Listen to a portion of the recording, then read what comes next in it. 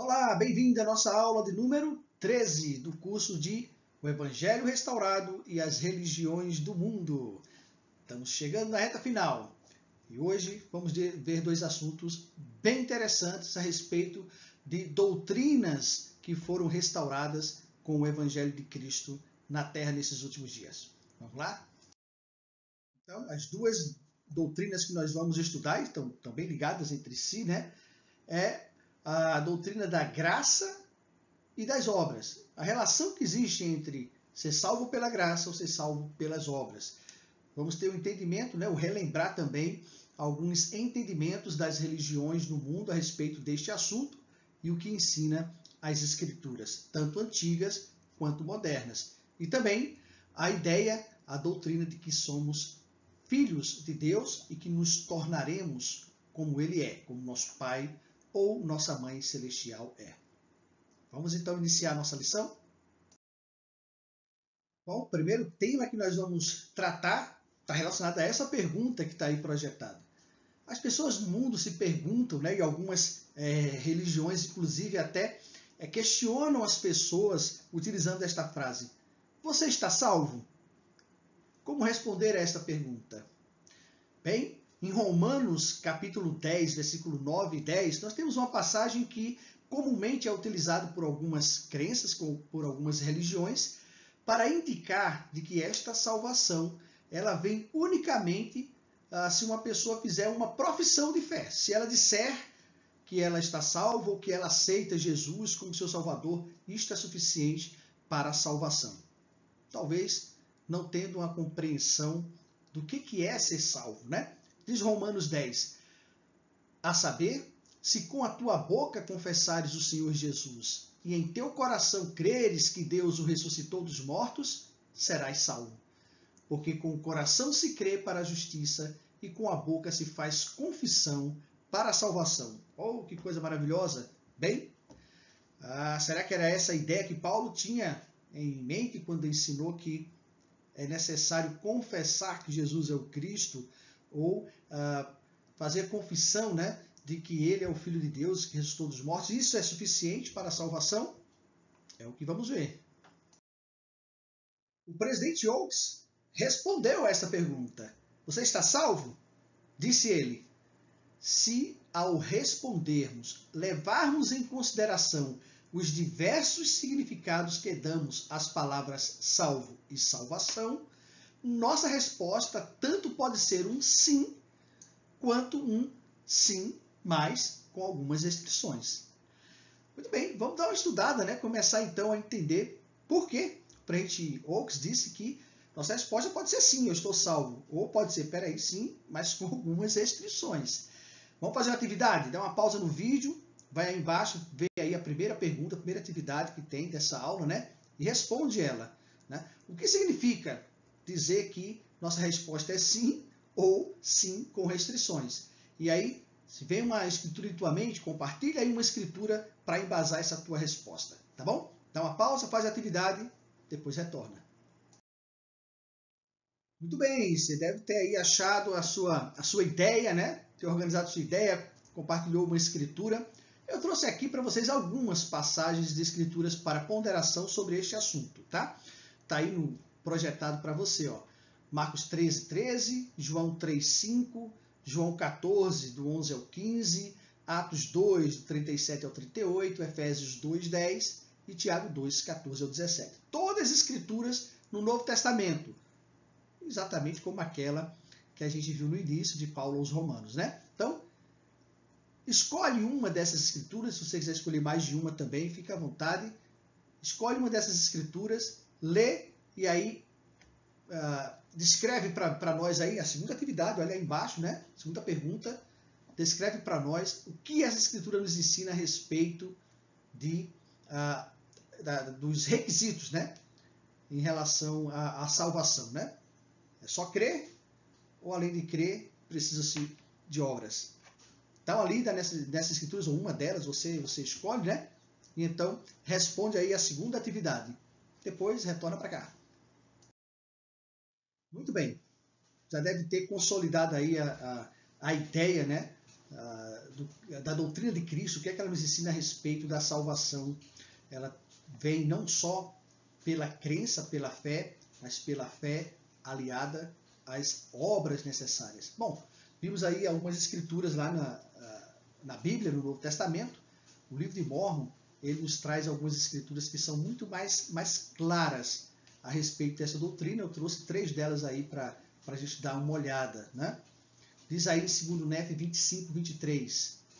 Pois trabalhamos diligentemente a fim de persuadir nossos filhos a acreditarem em Cristo, a fé, e a reconciliarem-se com Deus, pois sabemos que é pela graça que somos salvos, depois de tudo o que pudermos fazer. Então, é necessário realizar esse tudo aí. São todas as coisas necessárias. A gente vai ver nas outras escrituras aqui embaixo do livro de Mórmon, que nos dá uma ideia melhor, né, do que são essas coisas. Mas é necessário que haja obras para que a fé ela se manifeste, né? Ela seja aí uma manifestação real, né, daquilo que se acredita. As obras são manifestações reais daquilo que acreditamos. E elas, sim, precisam estar unidas, né, estar juntas para obrar a nossa salvação, né? Em Moroni 10, no versículo 32, encontramos aí essa passagem. Sim, vinde a Cristo, sede aperfeiçoados nele, e negai-vos a toda iniquidade. E se vos negardes a toda iniquidade, e amardes a Deus com todo o vosso poder, mente e força, então, só então, sua graça vos será suficiente. E por sua graça podeis ser perfeito em Cristo. Se pela graça de Deus fordes perfeitos em Cristo, não podereis de modo algum negar o poder de Deus. Perfeito. Perfeito. Então, negar a toda iniquidade, né? Veja que essa obra que a gente precisa realizar, aquilo que a gente precisa, tudo aquilo que nós precisamos fazer, como está em Nef 25, 23, são as obras de retidão e as obras de negação da iniquidade, né? Então, é um esforço, é um trabalho realmente constante, firme, para negar a iniquidade e as obras de trevas e realizar as obras de retidão. É o que está em Alma 34, 32, quando Amaleque nos ensina o seguinte: pois eis que esta vida é o tempo para os homens prepararem-se para o encontro com Deus, para a salvação. Sim, eis que o dia desta vida é o dia para os homens executarem os seus labores, ou as suas obras, né? E esses labores, essas obras são, claro, como já foi dito aqui, tanto a negação da iniquidade, mas as obras de retidão. E essas obras são guardar os mandamentos e realizar as ordenanças necessárias para a nossa exaltação. Tá? Guarda-se os mandamentos e realizam-se ordenanças. Sem essas 2 obras, impossível alguém ser salvo, né? Então está aqui a doutrina muito bem explicada no livro de Mórmon. Vamos em frente? Temos também essa citação do elder M. Russell Ballard, né? Presidente do Quórum dos 12 Apóstolos. Incrível, né? Ele aqui ensinando para nós de forma bem clara a doutrina aí do progresso, da progressão eterna, do crescimento através das obras, da mesma forma como o Salvador. O nosso Salvador Jesus Cristo, ele deixou, através de sua vida perfeita, né, um exemplo para nós de como, nesta vida, podemos executar os nossos labores, como ensinou Amaleque, e podemos crescer graça por graça, né, assim como ele próprio. Disse o presidente Ballard: as Escrituras relatam que Jesus cresceu de graça em graça, até receber a plenitude da graça do Pai.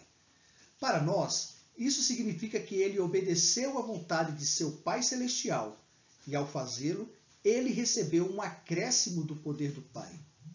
Assim, ele expandiu os atributos divinos da deidade até que se tornou perfeito em virtude e santidade, da mesma forma que seu Pai.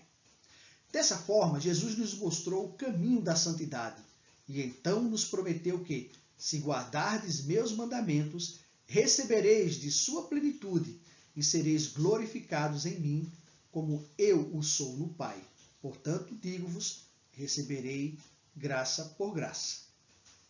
Está aí uma explicação doutrinária claríssima de um profeta de Deus, né, mostrando para nós que os passos que devemos seguir são os mesmos passos que o Salvador seguiu quando esteve aqui na Terra. Ele recebia a vontade do Pai, ele vivia ou ele cumpria aquilo que era exigido dele e com isso ele recebia um acréscimo do poder do Pai. Ele se tornava mais semelhante ao Pai, recebendo pouco a pouco o poder de Deus até se tornar perfeito. Conosco não é diferente. Precisamos então crescer graça por graça, receber a verdade, vivê-la, para assim sermos investidos com o poder de Deus, eliminando qualquer traço de iniquidade ou de trevas de nossa vida e nos enchendo de luz até o dia perfeito. Essa é a doutrina. Muito bem. Então, tendo aí essa compreensão, né, que nós podemos nos tornar como o Pai Celestial, crescendo graça por graça, assim como Cristo, né? É uma doutrina que para nós é linda, é maravilhosa, aceitamos, vivemos, mas para o mundo é uma doutrina, às vezes, assim, rejeitadas, né? Eles não só não entendem, ou quando são apresentados a esta verdade, eles a rejeitam. Na verdade, o cerne das doutrinas de muitas religiões já negam esta possibilidade quando entendem que essa paternidade, né, de nosso Pai Celestial, ela muitas vezes é figurativa, ela não é algo real, né? Bom, temos aí esse textinho que eu retirei ali dos tópicos do Evangelho, está lá na página da igreja, né? Tem um texto, né, que o título é Tornar-se como Deus. E ele diz o seguinte: uma das crenças mais comuns entre as religiões ocidentais e orientais é a de Deus como Pai dos seres humanos, Deus como Pai e dos seres humanos como filhos de Deus. Tá? Essa é uma crença comum, ele diz. Bilhões de pessoas oram a Deus como seu Pai, pregam a irmandade de todas as pessoas para promover a paz e estender a mão aos cansados e sobrecarregados, com a profunda convicção de que cada filho de Deus tem grande valor. Mas, vocês vão relembrar disso nas aulas que nós já tivemos de algumas religiões, mas as pessoas de diferentes religiões compreendem o parentesco entre Deus e os homens de maneiras significativamente diferentes. Algumas compreendem a frase Filho de Deus como um título honorário reservado somente a quem acredita em Deus e aceita sua orientação, como aceitariam a de um pai. Então, algumas crenças, vocês lembram disso, né? Algumas crenças acreditam que nós não somos filhos de Deus literais, né? Mas que nós nos tornamos filhos de Deus quando aceitamos a sua verdade ou a sua crença e vivemos. Né? É como um título, filho de Deus como um título, não como um fato. Né? Muitas veem a descrição do relacionamento paternal de Deus com a humanidade como uma metáfora para expressar seu amor por suas criações e a dependência deles de seu sustento e sua proteção. Então, para eles é uma metáfora, é algo figurativo, é algo simbólico, né? Essa ideia de Deus como Pai. Bem, as Escrituras nos ensinam de forma diferente. A verdade e a doutrina é que nós somos literalmente filhos e filhas de Deus. Vamos ver alguns exemplos?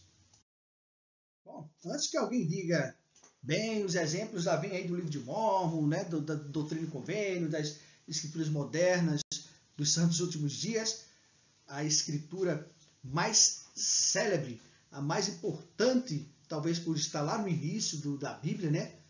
Lá em Gênesis 1, 26, 27, a criação do homem e da mulher. Olha, tá aí, ó. E disse Deus, façamos o homem à nossa imagem conforme a nossa semelhante. A nossa semelhança.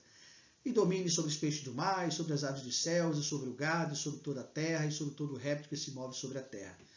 E criou Deus o homem à sua imagem, a imagem de Deus o criou, macho e fêmea os criou. Bem, por que Deus nos criou à sua imagem e semelhança? Porque somos seus filhos e filhas. Tem um ditado que diz, né, que filho de peixe, peixinho é. Filho de cachorro, cachorrinho é, né? E filho de Deus? Deusinho é. Deusinho é, né? Então somos filhos e filhas de Deus. Esta é a doutrina. Está logo de cara aí no Velho Testamento, em Gênesis. Mas tem outras. Vamos vê-las? Bem, temos aí algumas, né? Eu trouxe para vocês. Abraão 3, está lá na Pérola de Grande Valor. 3,22 diz: Então disse o Senhor Deus, eis que o homem é como um de nós, conhecendo o bem e o mal. Bom, em Gênesis já vimos que o homem foi criado já à imagem e semelhança de Deus. E agora ele diz que o homem ele é como um de nós, porque além de ser criado à nossa semelhança, claro, na mesma espécie, né, de Deus, eles agora também têm um conhecimento, como os deuses, o conhecimento do bem e do mal. Olha, eu esqueci até de comentar, mas observa como o padrão na criação, né? Lá em Gênesis, ele fala quando ele cria, por exemplo, os animais, ele diz que eles deveriam se perpetuar, né, de acordo com a sua espécie, né? As próprias árvores, né, o reino vegetal também, né, que se multiplicassem em sua espécie, enfim. O homem não é diferente, né? Foi criado por Deus e deveria se multiplicar exatamente na sua espécie. E a espécie é a espécie de homem, de Deus, né? Como o próprio Deus é. Muito bem, lá em Salmos 82, essa passagem é incrível. Eu disse, vós sois deuses e todos vós sois filhos do Altíssimo. Todos vós sois filhos do Altíssimo. Como já disse, filho de Deus, Deusinho é. Nós fomos criados como Deus e porque somos filhos dele. Segundo Pedro 1, versículo 4, Novo Testamento, pelas quais ele nos tem dado grandíssimas e preciosas promessas, para que por elas os torneis participantes da natureza divina, havendo escapado da corrupção que pela concupiscência há no mundo. Natureza divina, dos torneis participantes da natureza divina. Divina é Deus, né? Nós temos uma natureza, a nossa natureza é sermos deuses. Nós somos da linhagem dos deuses. Somos filhos dele, de fato. E Romanos 8, 16 e 17 diz: o mesmo Espírito testifica com o nosso Espírito que somos filhos de Deus. E se nós somos filhos, somos logo herdeiros também. Herdeiros de Deus e co-herdeiros com Cristo. Se porventura com ele padecemos, para que também com ele sejamos glorificados. Olha aí. O mesmo Espírito testifica que somos filhos de Deus, co-herdeiros com Cristo. E Cristo se identifica como filho de Deus, filho literal de Deus. E aqui diz que nós somos como Cristo, co-herdeiros com eles, né? Então, mais claro que isso, só desenhando, né? Então está aí a doutrina bem explicada de que somos filhos de Deus e como tal podemos nos tornar como ele.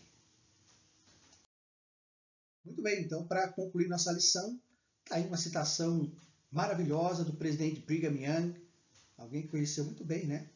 Nosso Salvador Jesus Cristo, Pai Celestial, e ele nos ensina esta doutrina. Se pudéssemos ver nosso Pai Celestial, veríamos um ser parecido com o nosso Pai terreno, com uma diferença. Nosso Pai Celestial é exaltado e glorificado. Ele recebeu seus tronos, principados e poderes e senta-se como um governador e monarca, regendo reinos, tronos e domínios que lhes foram dados, assim como desejamos receber. Enquanto estava na carne, do mesmo modo que nós, ele era como somos hoje. Que doutrina incrível! Doutrina de Cristo. Já vimos algumas escrituras que nos ensinam essa verdade. E aqui um profeta de Deus, alguém que sabe do que está falando, porque ele viu, ele descreveu, né, aqui aquilo que ele sabe, não por fé, mas conhecimento próprio. A nossa última atividade é você responder a última pergunta, olha aí embaixo, né? Qual é o seu sentimento com relação a esta doutrina? Que importância ela tem para você? Gostaria de concluir então nossa lição com o meu testemunho. Eu sei que Deus vive, eu sei que Jesus Cristo ele vive, eles são reais e nós somos filhos e filhas de Deus, irmãos de nosso Salvador Jesus Cristo, co-herdeiros com ele, se assim merecermos, claro, mas temos o mesmo potencial, a mesma capacidade e estamos aqui nessa terra exatamente para realizar as nossas obras que nos permitirão crescermos, graça por graça, para que um dia possamos chegar à nossa maior estatura espiritual e sermos exaltados junto com o nosso Pai e o nosso Salvador Jesus Cristo. Concluo então essa lição em seu nome sagrado, no nome de Jesus Cristo. Amém.